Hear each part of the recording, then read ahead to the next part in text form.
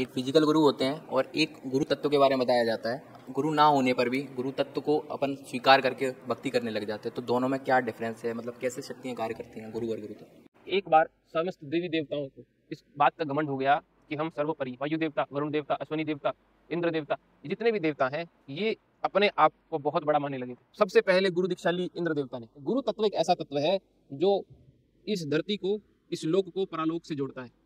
अब ये जो गुरु तत्व है, इसको जिस भी तत्व में मिक्स करो ये उसी तत्व में मिक्स हो जाता है।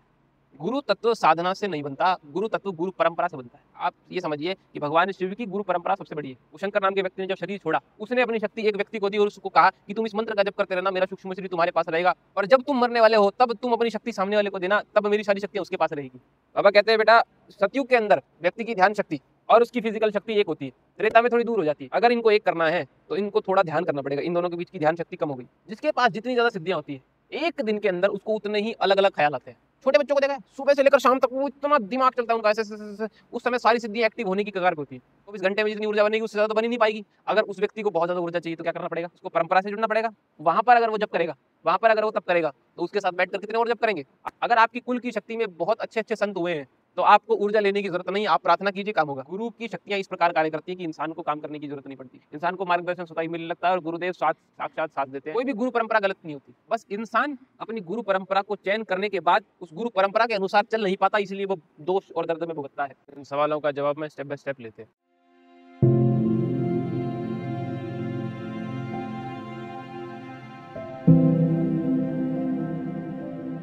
सियाराम मैं सब जग जानी, प्रभु प्रणाम मुझ जिग पानी। आप सभी को इस छोटे से दास का सादर जय सियाराम।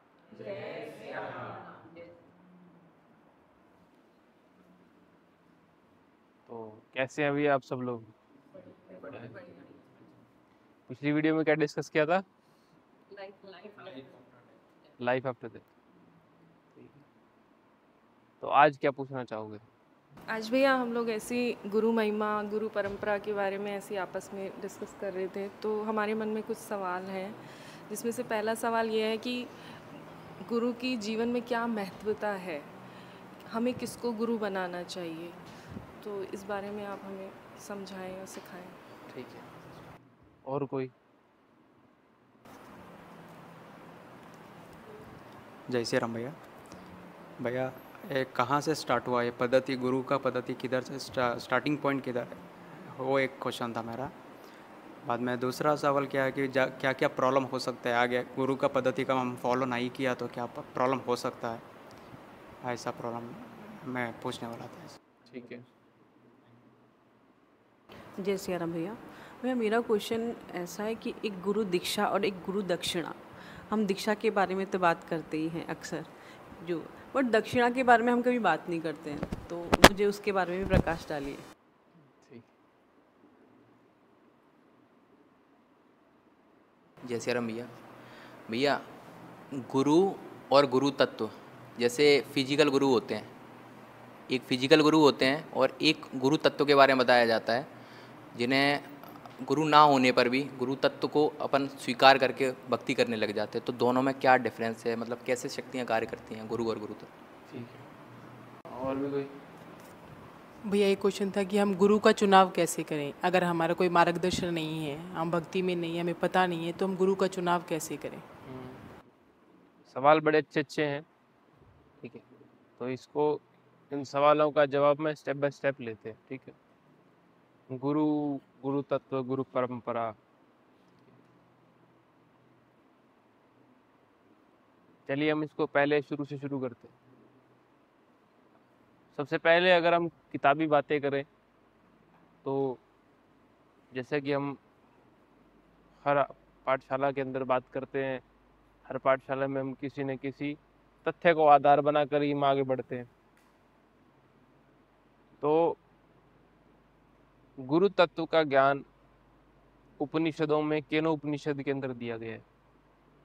केनो उपनिषद के 4 मुख्य अंग हैं। ठीक है, केनो उपनिषद जो है वो सामवेद की तलकवार ब्राह्मण के 9वें अध्याय से लिया गया है। ब्राह्मण याद है, मैंने आपको बताया था कि वेदों को पढ़ने के 4 तरीके होते हैं, उनको डिस्टिंग्विश करने के 4 तरीके होते हैं। तो सामवेद के तलकवार ब्राह्मण कैटेगरी के अंदर आते हैं, उसका 9वां अध्याय है केन उपनिषद, वो उसी के ऊपर ही ये उपनिषद बनाया गया है। मुख्य तरीके से इस उपनिषद में गुरु और गुरु तत्व के बारे में बहुत विस्तार में बताया है। गुरु और गुरु तत्व के बारे में बड़ा ही विस्तार से बताया है। बड़ी प्रचलित कथाएं भी आती है कि आपने कहीं सुनी होंगी, पर ये जो कथाएं मैं सुना रहा हूँ ये आपको केन उपनिषद में मिलेंगी। कि एक बार समस्त देवी देवताओं को इस बात का घमंड हो गया कि हम सर्वोपरि हैं। क्यों? क्योंकि जब राक्षसों को और देवताओं के बीच में जब युद्ध हुआ तो भगवान ने स्वयं बीच में आकर देवताओं को जिताया। तो देवताओं को ऐसा लगा कि सब कुछ अब जो है हमारे अधीन है और धरती पर हर कार्य हमारे अधीन होता है, हर कण पे हमारा अधिकार है। तो एक बार देवताओं को ऐसा तत्व आ गया। क्यों आ गया? क्योंकि पहले के समय में आप देखिए, आप किसी भी वेद को उठाकर देखें, वेद में जितने भी देवता हैं वो समग्र रूप से वो देवता हैं जो आज के देवता नहीं हैं। वायु देवता, वरुण देवता, अश्वनी देवता, इंद्र देवता, ये जितने भी देवता हैं ये अपने आप को बहुत बड़ा मानने लगे थे, अपने आप को बहुत बड़ा मानने लग गए। क्यों? क्योंकि इनका कण कण पर अधिकार हो गया।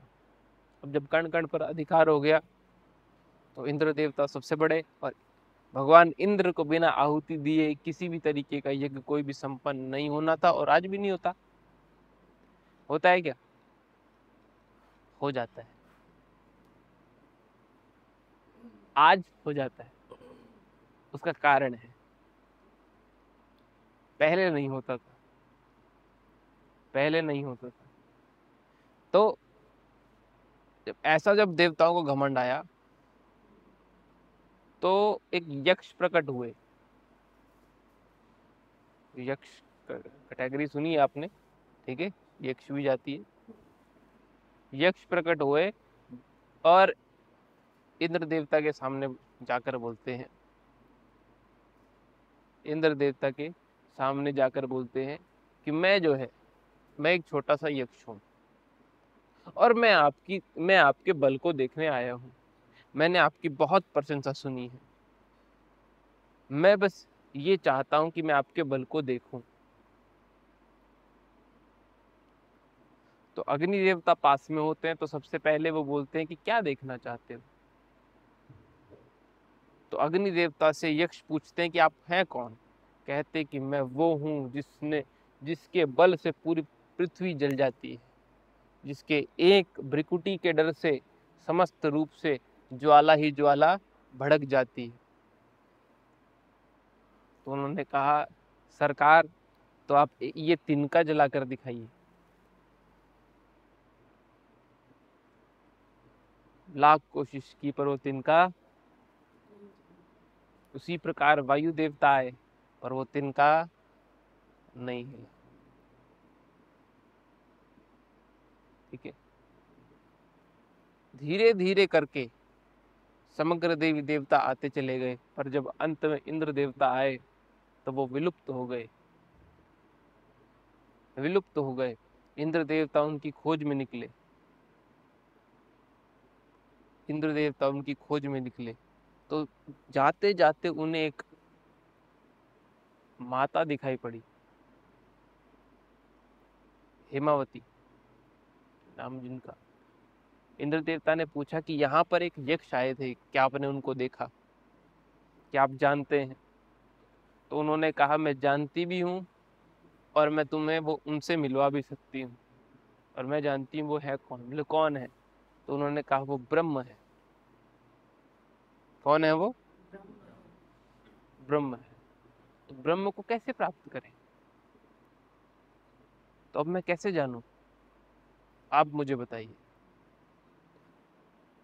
तब उन्होंने ये कहा कि मैं जो बोलती हूँ तुम वो करो, तो मैं तुम्हें ब्रह्म के दर्शन करवाऊंगी। वहां से सबसे पहले देवताओं के अंदर गुरु दीक्षा का तत्व आया। सबसे पहले गुरु दीक्षा ली इंद्र देवता ने। इंद्र देवता ने गुरु दीक्षा लेने के बाद गुरु परंपरा के साथ ब्रह्म के दर्शन करे और वो समग्र शक्तियां फिर आगे अलग अलग देवताओं में बांटी। ऐसा वर्णन है कथाओं में।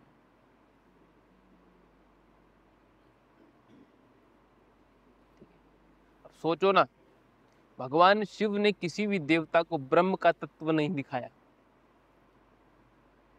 तो देवताओं को ब्रह्म का तत्व दिखाने वाले यहां से, देवताओं में गुरु परंपरा वहां से शुरू हुई। तुम पूछना चाहते हो ना कि कहां से शुरू हुई? देवताओं में गुरु परंपरा वहां से शुरू हुई। अब चलते हैं मनुष्यों की तरफ, ठीक है। पर उससे पहले हम गुरु तत्व के बारे में जान लेते हैं। गुरु तत्व के बारे में जान लेते हैं। गुरु तत्व एक ऐसा तत्व है जो इस धरती को, इस लोक को परालोक से जोड़ता है। अगर हम कहें गुरु तत्व क्या है, गुरु तत्व वो तत्व है जो हर लोक को जोड़ता है, जो बाइंडिंग फोर्स है ना। अभी तुम पूछ रहे थे कि भैया गुरु तत्व और गुरु में फर्क क्या है। गुरु वो है जो जोड़ कर रखते हैं, ठीक है। अगर आपको गुरु तत्व जानना है, अगर आपको गुरु तत्व जानना है, तो गुरु तत्व वो तत्व है जो पूरे यूनिवर्स को जो शक्ति जोड़ कर रखती है, वो गुरु तत्व है। वो गुरु तत्व है। क्या है? गुरु तत्व।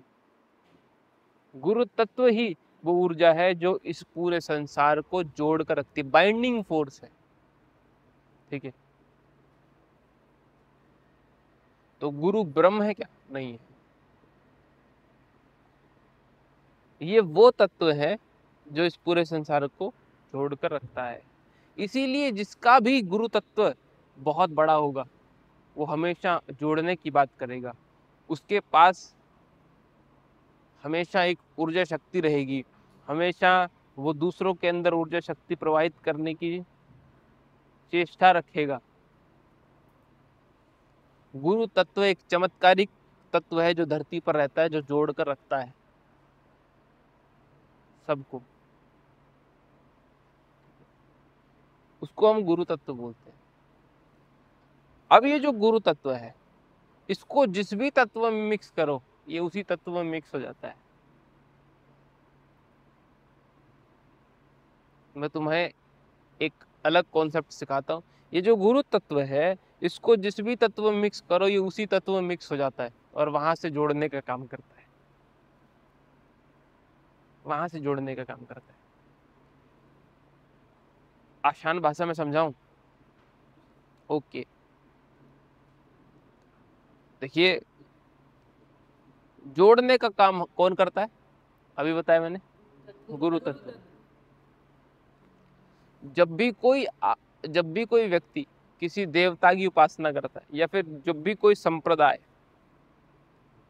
कोई कार्य करता है, वो उस संप्रदाय में कोई शक्ति होती जो काम करती, कोई मंत्र होता है जो काम करता है।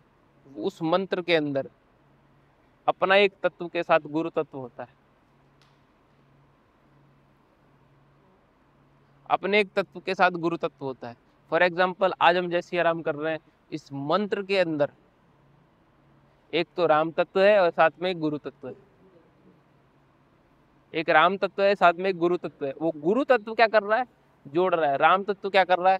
ऊर्जा दे रहा है,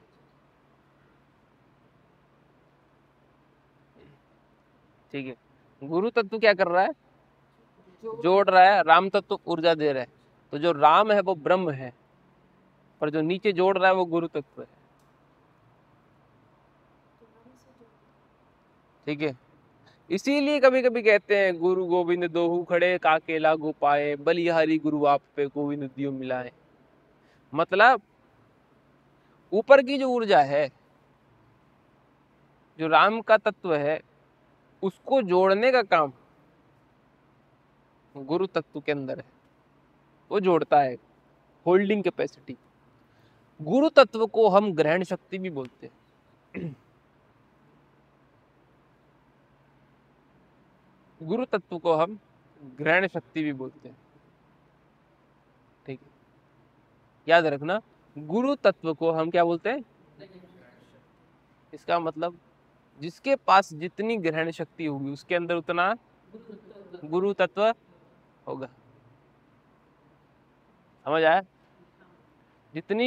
जिसकी जितनी ग्रहण शक्ति ज्यादा होगी उसके अंदर उसके उतना ही गुरु तत्व ज्यादा होगा। आया समझ?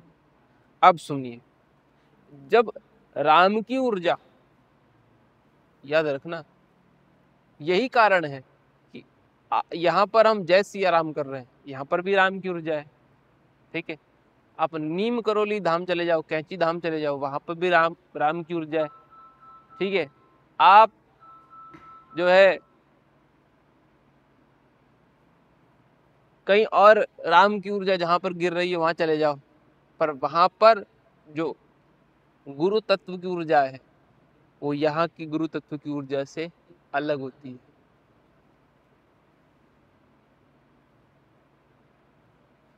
राम तत्व कभी खत्म, राम तत्व में कोई फेरबदल नहीं होता, हमेशा गुरु तत्व में फेरबदल होता है। गुरु तत्व जिसका जितना होगा उसकी उतनी होल्डिंग कैपेसिटी होगी। समझ रहे हो? आ रहा है समझ में? ये हो गया गुरु और गुरु तत्व पर, ठीक है। आगे गुरु परंपरा क्या है और क्या नियम है इसके, ये बहुत इंपॉर्टेंट है। गुरु परंपरा का मतलब ये है, अब एक बात याद रखना, गुरु परंपरा को समझने के लिए कुछ आपको ऐसा समझना पड़ेगा जिससे आपका सिस्टम मिल जाए। मैं आपको एक छोटी सी स्टोरी सुनाता हूँ। हम अक्सर कहते हैं कि भगवान शिव जो है वो सबके गुरु हैं। हम अक्सर कहते हैं भगवान शिव सबके गुरु हैं, उन्हीं को हम देवों के देव महादेव कहते हैं। मैंने बहुत सारे वर्णन भी समझाए हैं। भगवान शिव जो है वो सबके गुरु बने कैसे? जब मैं बोलता हूँ तो आप क्या बोलते हो? ग्रहण शक्ति की वजह से। उनके पास होल्डिंग कैपेसिटी ज़्यादा है? अब वो होल्डिंग कैपेसिटी ज़्यादा का मतलब उनके पास, जिसके पास जितनी होल्डिंग कैपेसिटी होगी उतनी, जितनी ग्रहण शक्ति ज़्यादा होगी उसके पास उतना गुरु तत्व ज़्यादा होगा। अब गुरु तत्व बना कैसे? गुरु तत्व बना कैसे? हम अक्सर कहते हैं साधनाओं से बन गया भैया। गुरु तत्व साधना से नहीं बनता, गुरु तत्व गुरु परंपरा से बनता है। याद रखना, गुरु तत्व किससे बनता है? गुरु परंपरा से। गुरु साधना से नहीं बनता, गुरु परंपरा से गुरु तत्व बनता है। तो भगवान शिव के पास सबसे ज्यादा ऊर्जा, मतलब क्या, आप ये समझिए कि भगवान शिव की गुरु परंपरा सबसे बड़ी है और सबसे प्रचंड है और सबसे भयंकर है।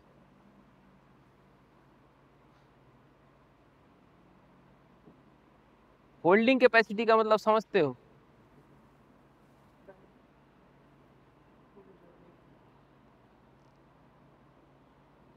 हम अक्सर कहते हैं भगवान शिव जो है वो सबके गुरुओं के गुरु हैं, कहते हैं गुरुओं के गुरु हैं।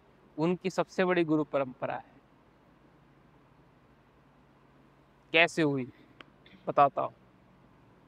गुरु परंपरा का मतलब ये है कि शक्ति का चैनलाइजेशन, शक्ति की चैनलाइजेशन, शक्ति का चैनलाइजेशन।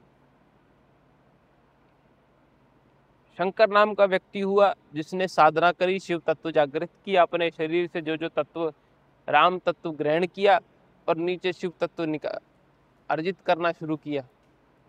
पर हम अक्सर कहते कि भगवान शिव अमर है, पर क्या वो सच में अमर है? मतलब शरीर होना चाहिए, तो जो शरीर जो पैदा हुआ है वो तो मरेगा। अक्सर जब हम ये पूछते हैं कि भगवान शिव अमर क्यों है, तो उनको वो क्या बोलते हैं, उनको अमर कथा पता है। हम कहते हैं ना अमर कथा पता है। अमर कथा कौन सी? अमर कथा को हम क्या बोलते हैं आज के टाइम में? ओ जय जय राम कथा, ओ जय श्री राम कथा। भगवान शिव को कहते हैं कि अमर कथा पता है। इसका मतलब भगवान शिव अमर होने का मतलब ये है कि भगवान शिव जागृत रहे होंगे। एक शरीर में तो रह नहीं सकते, पर जागृत रहे होंगे। जागृत रहने का मतलब ये है कि अगर वो जागृत रहे काफी समय तक तो वो अमर कहलाएंगे। ठीक है, तो शंकर भगवान ने अपना शरीर जैसे जैसे वो शंकर नाम के व्यक्ति ने जब शरीर छोड़ा तो उसने अपनी शक्ति दूसरे को दी। उसने अपनी शक्ति एक व्यक्ति को दी और उसको कहा कि तुम इस मंत्र का जप करते रहना, मेरा सूक्ष्म शरीर तुम्हारे पास रहेगा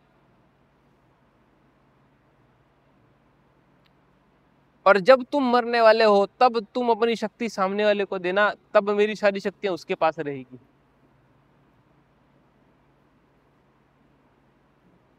ठीक है, तो उस शंकर नाम के व्यक्ति ने अपना जीवन का जितना भी था वो सारा का सारा उस सामने वाले व्यक्ति को दिया और उसने भी वही किया। तो जब शंकर ने देह छोड़ा तो तुरंत वो उस व्यक्ति के साथ रहने लगा, सिद्धि के रूप में, शक्तियों के साथ सिद्धि के रूप में रहने लगा। तो वो जो सिद्धि है वो सब देख रही है। उसने वो जीवन भी देख लिया, मनुष्य जीवन, और उसके बाद मरने वाला जीवन भी देख लिया। अब जब वो दूसरा व्यक्ति मरेगा, जब भी वो दूसरा व्यक्ति मरता था, अब यहाँ पर एक बहुत गुड बात है, जब वो दूसरा व्यक्ति मरेगा ना तो पहले वाला जो सिद्धि बना हुआ है, पहले वाला जो सिद्धि बना हुआ है वो अवतार लेगा और ये साइकिल चलेगी।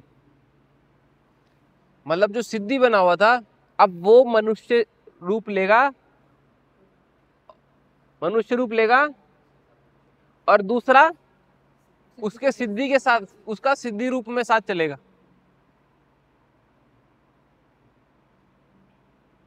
इसको कई लोगों ने शिव शक्ति का नाम दिया। इसको कई लोगों ने शिव शक्ति का नाम दिया। एक जन्म एक व्यक्ति जीवित रहता था और दूसरा सिद्धि के रूप में उसके साथ रहता था। दूसरे जन्म में सिद्धि के रूप में उसके साथ रहता था। शिव शक्ति चलती चली गई। आप ही देखिए, ये जो लाइफ स्पैन है ये निरंतर चलता गया। चमत्कार पता है क्या है? चमत्कार ये है कि उन्होंने अपने तपोबल से ऐसी शक्ति ईजाद कर ली कि एक जाता तो दूसरा आ जाता, दूसरा जाता तो पहले वाला आ जाता। ये 1 2 1 2 1 2 1 2 1 2, कोई थर्ड पार्टी नहीं आई तो अमर हो गए। इसका मतलब एक कॉन्टिन्यूअस शक्ति है जो कॉन्टिन्यूअसली चल रही है। अब उस शक्ति के पास उतनी ज्यादा ग्रहण शक्ति होगी, और जब ग्रहण शक्ति होती है तो होल्डिंग कैपेसिटी होती है। अब क्या हुआ विद टाइम, जब मान लीजिए एक व्यक्ति जब शरीर में था, दूसरा व्यक्ति शक्ति के रूप में था उसके। अब शक्ति के रूप में दोनों कंपेनियन है। अगर मेरे साथ शक्ति साथ दे रही है तो बहुत सारे लोग आकर्षित होकर भी मेरी तरफ आएंगे। ऑब्वियसली मैं अपने जीवन में बहुत सारे लोगों को अपनी तरफ आकर्षित करूंगा नहीं करूंगा? वो भी कहेंगे भैया मुझे भी आपके साथ जुड़ना है। ठीक है, आप भी मुझे पद्धति बताओ, तो मैंने पद्धति बताई, बताना शुरू किया। ठीक है, मैंने पद्धति बताई, बताना शुरू किया। जब मैं शरीर छोड़ूंगा तो ये सारे भी मेरे साथ आएंगे, ये सारे मेरे साथ आएंगे। अब पहले तो मैं अकेला था, अब मान लीजिए 10 लोग मेरे साथ हैं, 10 और 1 11। तो जो मेरा जो दूसरा स्वरूप होगा शक्ति का, वो जब शरीर में आएगा तो उसके पास कितनी सारी शक्तियां होंगी? 10 और 1 11, 11 शक्तियां उसके साथ चल रही है। अब उसने अपनी जिंदगी में मान लीजिए 20 लोगों को अपने साथ रख लिया, मंत्र दीक्षा देकर, मंत्र तत्व देकर साथ रख लिया, तो मान लीजिए 20 लोग ये होंगे। अब वो जब शरीर छोड़ेगा तो 20 और 11 31 सिद्धियां।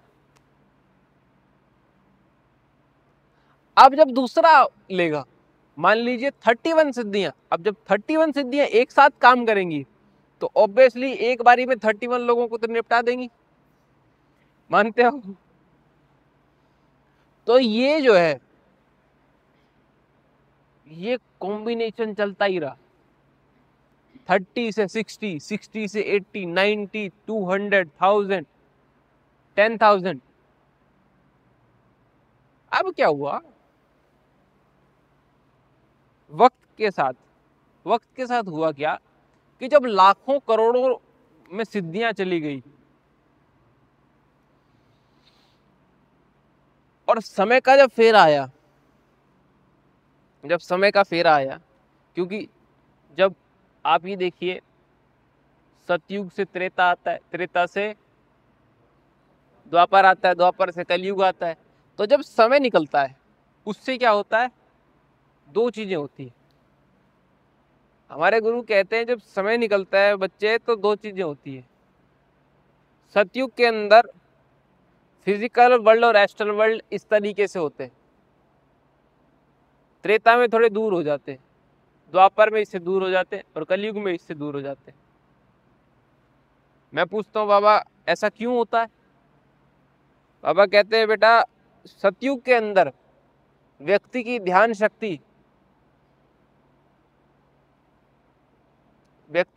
शक्ति और उसकी फिजिकल शक्ति एक होती है, त्रेता में थोड़ी दूर हो जाती है। फिजिकल शक्ति और ध्यान शक्ति दोनों थोड़ा दूर हो जाते हैं। तो मतलब अगर इनको एक करना है तो इनको थोड़ा ध्यान करना पड़ेगा। इन दोनों के बीच की ध्यान शक्ति कम हो गई, इसको ध्यान शक्ति, अगर कोई व्यक्ति ध्यान शक्ति को बढ़ा लेगा तो वापस वहीं आ जाएगा, त्रेता में मतलब थोड़ी मेहनत। ठीक है, थोड़ा दूर ध्यान शक्ति के लिए। ठीक है, द्वापर में इससे ज्यादा दूर और कलयुग में इससे ज्यादा दूर। तो मतलब इंसान की फिजिकल बॉडी और एस्ट्रल बॉडी अब दूर दूर है। अब अगर हमें इसको इकट्ठा लाना है तो क्या करना पड़ेगा? ध्यान शक्ति के माध्यम से इसको हम कवर अप कर सकते हैं। मैंने ये समझाया भी है ना, एम्बियंस में सब सिखा रखा है। ठीक है, तो ध्यान शक्ति के माध्यम से हम इसको कम कर सकते हैं। अब सुनो कॉन्सेप्ट क्या था।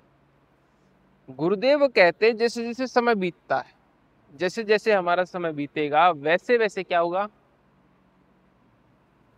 सिद्धियां मल्टीप्लाई, सिद्धियां बढ़ेंगी, सिद्धियां बढ़ती चली जाएंगी। अब सिद्धियां बढ़ेंगी, सिद्धियां तो बढ़ गई पर ध्यान शक्ति कम हो गई, सिद्धियां बढ़ गई ध्यान शक्ति कम हो गई, सिद्धियां बढ़ गई ध्यान शक्ति। इसका मतलब कहीं ना कहीं सिद्धियां तो होंगी हमारे पास,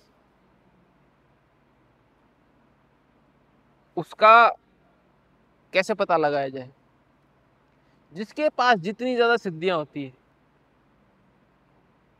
एक दिन के अंदर उसको उतने ही अलग अलग ख्याल आते हैं।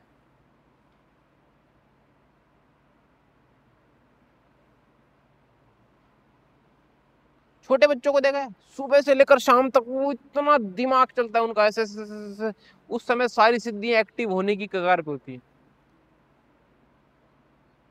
जैसे जैसे शरीर का वीर्य खत्म होने लगता है, सिद्धियों की दूरी जो है बढ़ने लगती है।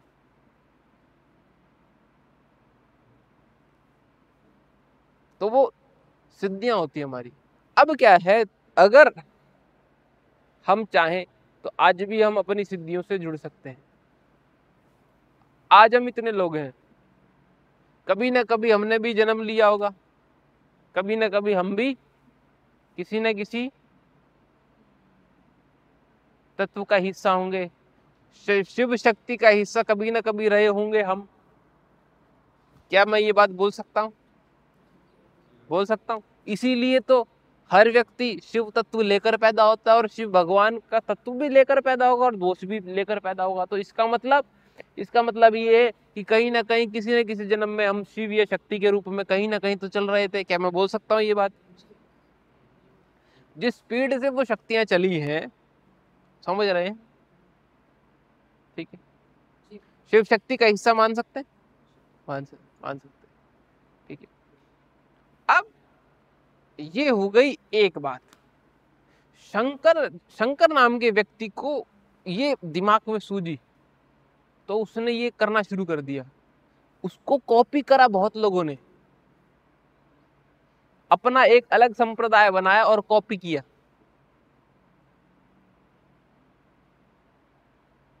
तो बना वैष्णव संप्रदाय। पर वही ऊर्जाएं अलग तत्वों के साथ पर इकट्ठी हो रही हैं, तो मतलब ग्रुपिंग होने लग गई। जुड़ाव किससे हो रहा है? गुरु तत्व से। अलग अलग ऊर्जा ऊपर से एक है, गुरु तत्व दोनों का अलग अलग है, जुड़ाव हो रहा है, तत्व अलग अलग हो रहा है। समझ आ रहा है? आज मैं थोड़ा डीप बता रहा हूँ, आपके समझ तो आ रहा है ना आपको? है कोई ज्यादा मुश्किल वाली बात तो नहीं है ऐसी कि भाई आपको समझ नहीं आ रहा हो? ठीक है, तो अब जब ऐसा होता है तो परंपराएं बढ़ने लगती हैं। आज के टाइम में एक व्यक्ति, सुनिएगा, आज के टाइम में एक व्यक्ति जितना शरीर से जप कर सकता है, जितना मान लीजिए 24 घंटे में जितना जप कर सकता है, उससे ज्यादा ऊर्जा, मान लीजिए वो अगर एक अकेला व्यक्ति है तो कभी नहीं बना पाएगा। 24 घंटे में जितनी ऊर्जा बनेगी उससे ज्यादा तो बन ही नहीं पाएगी। अगर उस व्यक्ति को बहुत ज्यादा ऊर्जा चाहिए तो क्या करना पड़ेगा?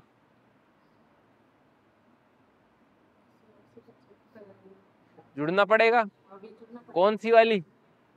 परंपरा से जुड़ना पड़ेगा। ठीक है, उसको परंपरा से जुड़ना पड़ेगा।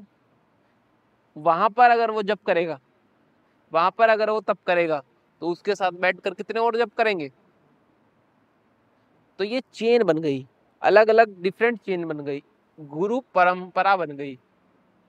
शक्ति इंसान में नहीं, गुरु परंपरा में होती है। शक्ति गुरु तत्व में नहीं, गुरु परंपरा में होती है।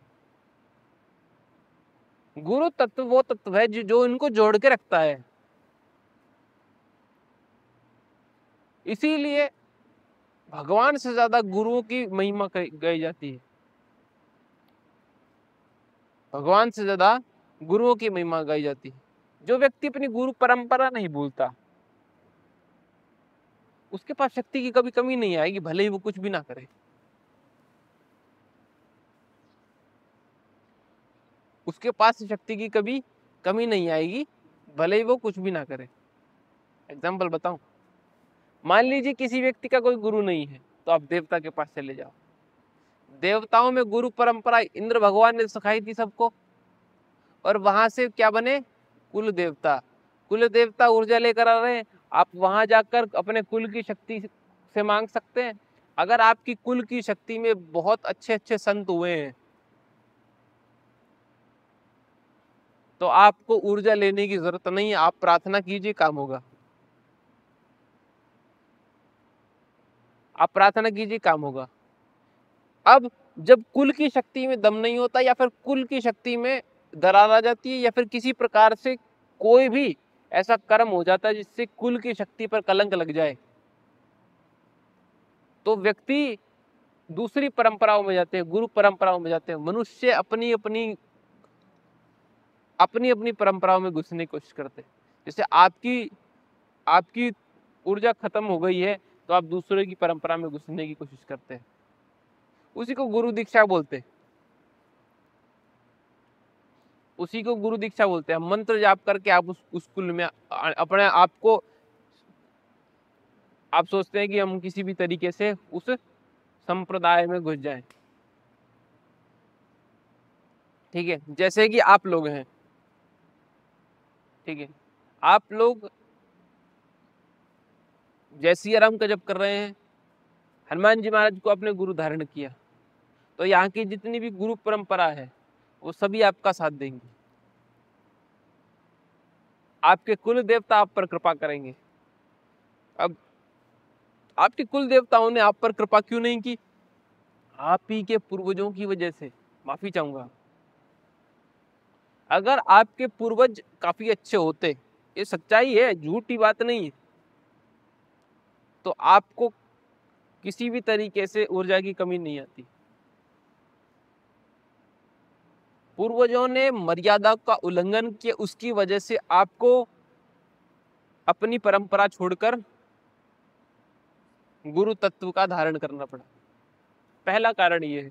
दूसरा कारण सुनिए। मान लीजिए एक व्यक्ति एक परंपरा का है और दूसरे कुल में पैदा हो जाए, तो जिस परंपरा का वो व्यक्ति होगा वहां की शक्ति उसको पुकारेगी। आप लोग जब यहाँ आए हैं तो आप कहीं ना कहीं किसी न किसी प्रकार से इस कुल से जुड़े थे, इसीलिए आप इसी गुरु परंपरा के अंदर फिर से आए हैं।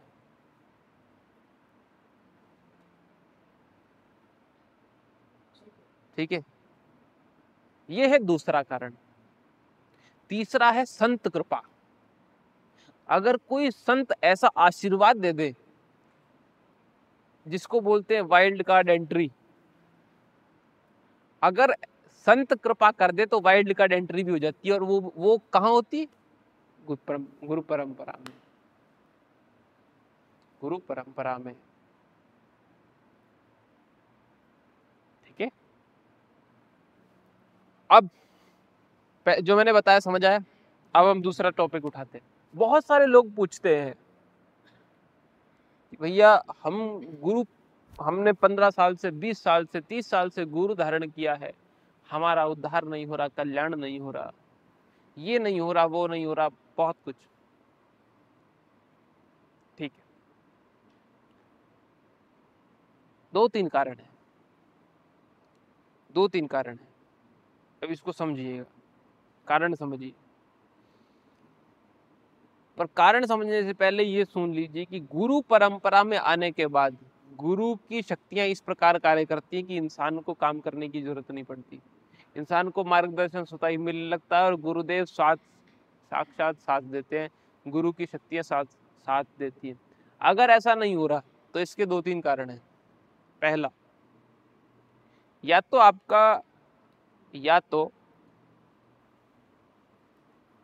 आपका अभी तक अभिषेक नहीं हुआ है, मतलब गुरु परंपरा में अभी तक आपका चयन नहीं हुआ है। किसी ने आपको फर्जी ढोंग रचाकर आपको ये कह दिया कि आप इस कुल के हो। अगर ये ऐसा होता है कि मैं किसी को पागल बनाकर रखूं, हाँ तुम इंडिया में ही हो, कोई व्यक्ति चाइना में, और मैं कहता नहीं ये इंडिया का ही है, इंडिया ने ले रखा है, टेंशन मत लो, ये वाला पार्ट इंडिया ने ले रखा है, तुम इंडिया में ही हो, और वो इंडिया करके वहां पर घूमे। पहला, ठीक है। दूसरा ये होता है कि आप का कनेक्शन बनने से पहले ही टूट जाए। जब भी कोई गुरु परंपरा से कोई व्यक्ति जुड़ता है, तो उसके कुल से उसका संबंध और गुरु परंपरा से उसका संबंध होना बहुत जरूरी। अगर उसके बीच में फेरबदल आ जाती है तो वो व्यक्ति दर की ठोकरें खाता है, क्योंकि वो कनेक्शन एस्टेब्लिश हुआ नहीं है। और उसके बाद अगर आप डायरेक्टली गुरु परंपरा के नियम निभाना शुरू कर देते हैं तो आपके ऊपर अनवांटेड ऊर्जाएं आने लगती है, आसपास के पितृ नेगेटिविटी, ये सब सब सब सब आपको तंग करती है। ये हो गई दूसरी, ठीक है। अब आते हैं तीसरी। तीसरा कारण आप पर गुरु कृपा नहीं होती। फॉर एग्जाम्पल, गुरु कृपा कैसे नहीं होती, जिससे मैं बताता हूँ आपको। गुरु कृपा होने ना होने का एक बहुत बड़ा रीजन है। क्या? सुनिए, मान लीजिए मैं एक बहुत अच्छा बिजनेसमैन हूँ और मुझे ऐसा लगता है कि मुझे अब गुरु धारण करना चाहिए, भगवान की भक्ति करनी चाहिए।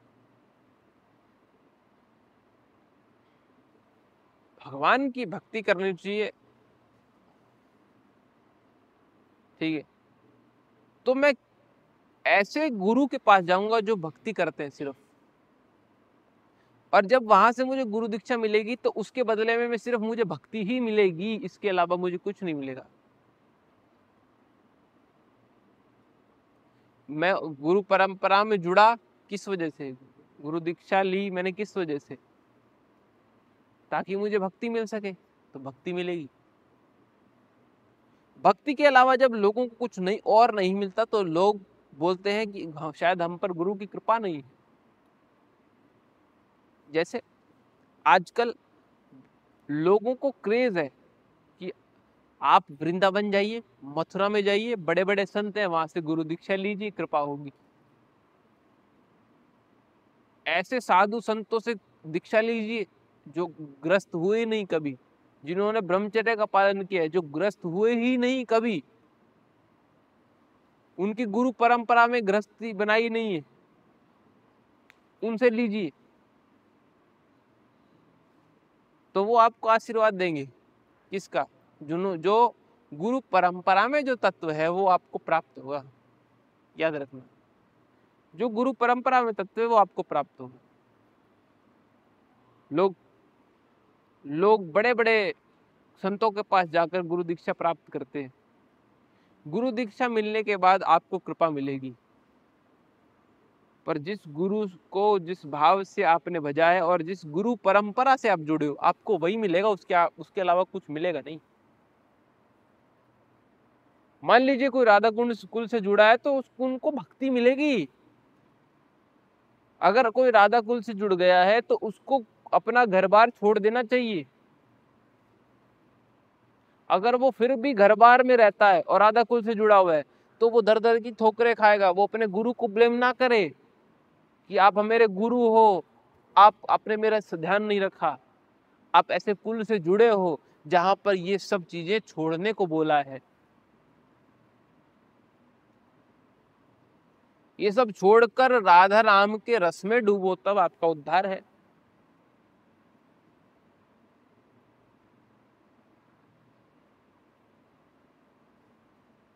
तब आपका उद्धार है, ठीक है। कोई भी गुरु गलत नहीं होता, कोई भी गुरु परंपरा गलत नहीं होती। बस इंसान अपनी गुरु परंपरा को चयन करने के बाद उस गुरु परंपरा के अनुसार चल नहीं पाता, इसलिए वो दोष और दर्द में भुगतता है। अंतोगत्वा गुरु ब्रह्म से मिला देते हैं। अंतोगत्वा आपको गुरु ब्रह्म से मिला देंगे। ब्रह्म वो जो सर्वव्यापी है। अंतोगत्वा आप उस ब्रह्म की शक्ति को पहचान लोगे, पर गुरु तत्वों के साथ, अपने ही गुरु तत्वों के साथ। तो जब जब हर व्यक्ति का गुरु तत्व अलग होगा तब तक उस व्यक्ति का ब्रह्म का एक्सपीरियंस अलग होगा। क्या होगा? ब्रह्म तत्व का एक्सपीरियंस अलग होगा, पर ब्रह्म तो एक ही है। इसीलिए गुरु तत्व की बड़ी महिमा है। हर बार आपको सब सिखाते हैं कि गुरु कौन है, गुरु कौन सा चयन करना चाहिए, गुरु क्या करते हैं, आपको हजारों मिल जाएगा, पर गुरु तत्व पर इस प्रकार से ज्ञान हमारे गुरुदेव ही दे सकते हैं। बोलो श्री गुरुदेव जय सिया राम।